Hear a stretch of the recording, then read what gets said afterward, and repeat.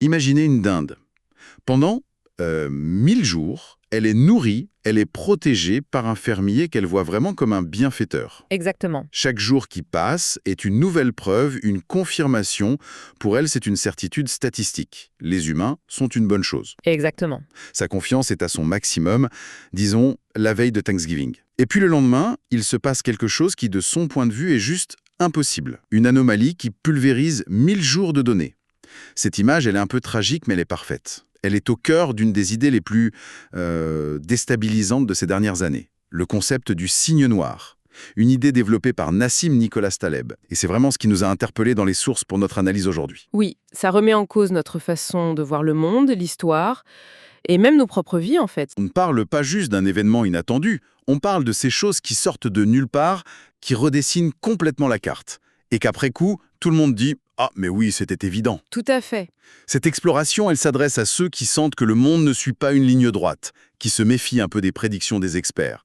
Le but, c'est pas de trouver une formule magique pour prédire le futur. Non, la question est beaucoup plus profonde.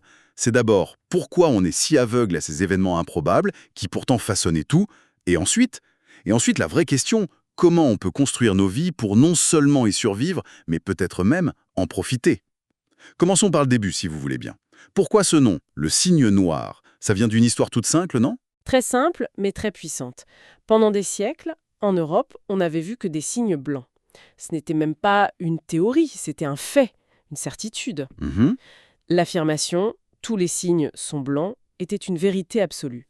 Jusqu'au jour où des explorateurs débarquent en Australie et découvrent, Des signes noirs. et là, une seule observation suffit à invalider des millénaires de preuves. C'est fou. Voilà. Mais pour Taleb, un signe noir, ce n'est pas juste un événement rare. Il y a 3 critères bien précis. D'accord, alors le premier, Le premier, c'est que c'est une anomalie, un outlier, comme on dit en statistique. Ça se situe en dehors de nos attentes parce que rien, absolument rien, dans le passé, ne laissait penser que c'était possible. comme l'arrivée d'Internet pour quelqu'un qui vivait en 1980. Impensable. Exactement. Le deuxième critère, c'est son impact extrême. On ne parle pas d'une petite surprise. Ah non, on parle des attentats du 11 septembre, de la crise de 2008, ou même, dans le positif, du succès fou de Google, des choses qui changent la donne.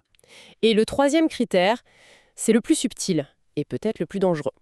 C'est la prévisibilité rétrospective. C'est-à-dire qu'une fois que l'événement a eu lieu, notre cerveau se met tout de suite à construire une histoire qui le rend logique, explicable. On se dit « Ah bah oui, avec la dérégulation, la crise de 2008 était inévitable ». Attendez, c'est ça qui est fascinant. Comment une chose peut être à la fois une surprise totale, par définition, et en même temps nous sembler évidente après coup. C'est un paradoxe. C'est un piège cognitif parfait. Taleb appelle ça la faillite narrative. Notre cerveau est une machine à raconter des histoires. Il déteste le hasard pur, le chaos. Donc il simplifie. Il crée des récits clairs, une cause, un effet, pour que ça ait l'air logique. Tout à fait. Le problème, c'est que ces histoires, elles gomment le rôle gigantesque de la chance et de l'imprévu. Elles nous donnent une fausse impression de compréhension, de contrôle. On finit par croire que la carte qu'on a dessinée, c'est le territoire réel. Alors que le territoire, lui, est bien plus complexe. C'est ça. Et pour nous aider à voir ce danger, Taleb propose une distinction géniale. Il nous fait voyager dans 2 pays imaginaires, le Médiocristan et l'Extrémistan. Les noms sont parfaits. Alors, le Médiocristan, ça sonne assez moyen, ordinaire. C'est le royaume du prévisible, un monde gouverné par la moyenne, où les exceptions n'ont pas un grand impact. Prenez le poids des gens. Si vous mettez 1000 personnes dans une pièce, vous calculez le poids moyen. D'accord. Puis vous faites entrer la personne la plus lourde du monde. La moyenne va bouger un peu, bien sûr, mais elle voudra encore dire quelque chose. L'extrême ne détruit pas la moyenne. C'est le monde où les stats classiques, la fameuse courbe en cloche, fonctionnent bien. Oui. Le problème, c'est que pour la plupart des sujets importants de nos vies, on vit en extrémistan.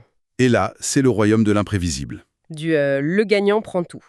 C'est un monde où une seule observation peut tout changer. Reprenons notre pièce avec 1000 personnes. On calcule leur richesse moyenne. Et puis, on fait entrer Jeff Bezos. Ah oui, là, la moyenne explose, elle ne veut plus rien dire du tout. C'est un chiffre absurde. Voilà. Le danger fondamental, c'est qu'on utilise les outils du médiocristan, comme les moyennes ou les prévisions, pour essayer de s'orienter dans l'extrémistan. Et ça ne peut pas marcher silencieuse. L'idée que l'histoire est écrite par les vainqueurs, donc on ne voit qu'une partie de la réalité, c'est le biais du survivant, oui.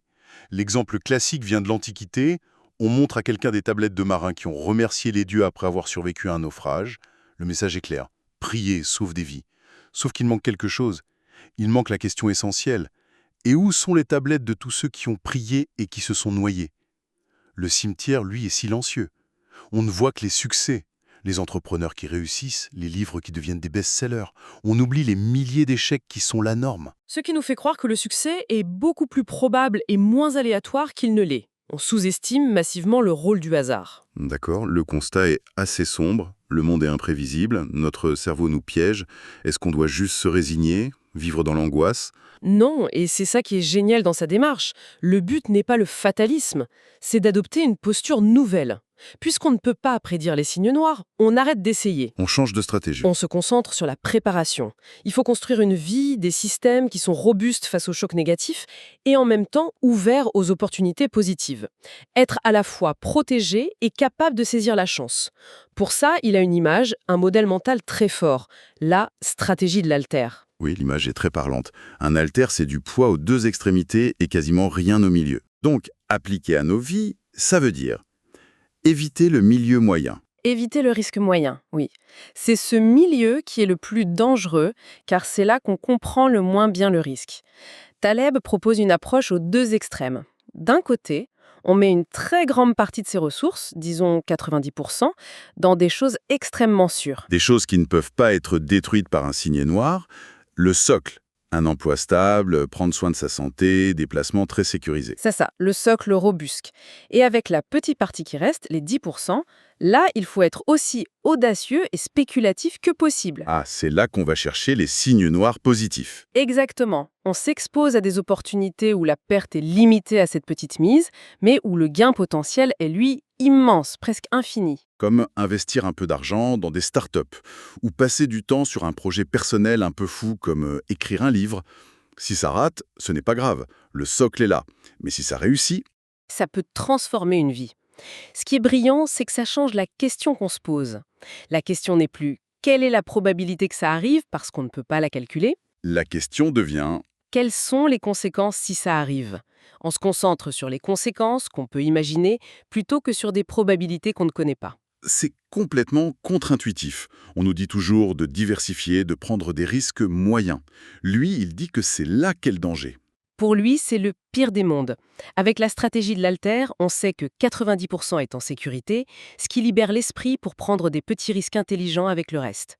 Il faut séparer les domaines. Il y a les domaines où il faut être paranoïaque, comme la sécurité aérienne, pour éviter la catastrophe. Et les domaines où il faut être audacieux, la recherche, l'art. Là, il faut multiplier les petits paris. Accepter 99 échecs pour un succès qui paie pour tout le reste. Et tout ça, ça mène à une autre idée. Il faut en fait essayer de maximiser la sérendipité. Oui, la sérendipité, c'est l'art de trouver ce qu'on ne cherchait pas. C'est le contraire d'un plan de carrière rigide. Il faut s'exposer, physiquement et intellectuellement, à l'inattendu. Donc concrètement, ça veut dire lire des livres sur des sujets qu'on ne connaît pas, aller à des conférences qui n'ont rien à voir avec notre métier, C'est tout à fait ça. cultiver la curiosité sans attendre de retour sur investissement immédiat. C'est la fameuse phrase de Pasteur.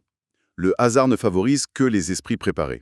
Sauf qu'ici, se préparer, ça ne veut pas dire avoir un plan, mais plutôt avoir l'esprit ouvert et être structuré pour pouvoir saisir une opportunité quand elle passe. Absolument. Notre préparation, notre robustesse face au choc. C'est une philosophie de l'action au fond. Et ça pousse à une réflexion très personnelle. Quand on regarde les grands tournants de nos vies, une rencontre, un changement de carrière, combien était vraiment prévu dans un plan? Très peu en général. C'est la question que ça nous renvoie. Et si les forces les plus puissantes qui nous façonnent étaient justement celles qu'on ne peut pas planifier? Celles qui émergent de l'inconnu? Accepter cette part d'imprévisible, c'est peut-être ça, devenir non seulement plus résilient, mais au final, plus libre.